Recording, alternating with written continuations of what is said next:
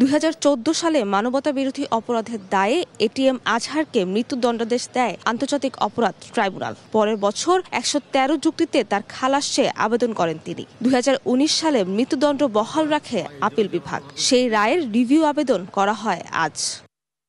মঙ্গলবার শুরু হয় রিভিউ শুনানি। শুরুতেই প্রশ্ন ওঠে মানবতাবিরোধী অপরাধের বিচারের মামলাগুলো নিয়ে। এ সময় আন্তর্জাতিক অপরাধ ট্রাইব্যুনালে শেখ হাসিনার আমলে 71-এর মানবতাবিরোধী অপরাধে বিচার আন্তর্জাতিক মানদণ্ডে হয়েছে কিনা প্রশ্ন তোলেন আপিল বিভাগ। আজহারের আইনজীবী বলেন, বিচারটি ছিল উদ্দেশ্য প্রণোদিত। আলোচনা উঠেছে, সেখানে উঠেছে অতীতের সবগুলো রায়, এই যে একটি ফাইন্ডিং তারা দিল এবং এই মানুষগুলোকে মৃত্যুদণ্ড দিয়ে এক্সিকিউট করা হলো।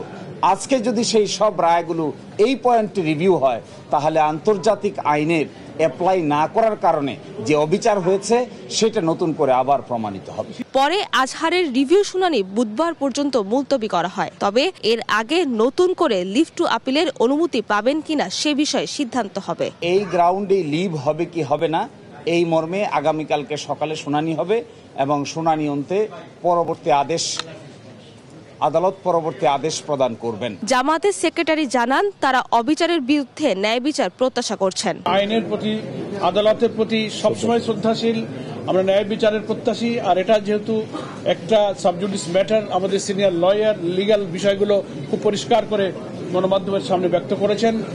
আমরা ন্যায় বিচারের জন্য অপেক্ষা করছি। শুনানি ঘিরে দলটির নেতাকর্মীদের দৃষ্টি ছিল সর্বোচ্চ আদালতের দিকে। তাকে মুক্ত করতে এরই মধ্যে বিভিন্ন কর্মসূচিও পালন করেছেন জামায়াতে ইসলামী। সাবরিনা মজুমদার, দেশ টিভি, ঢাকা।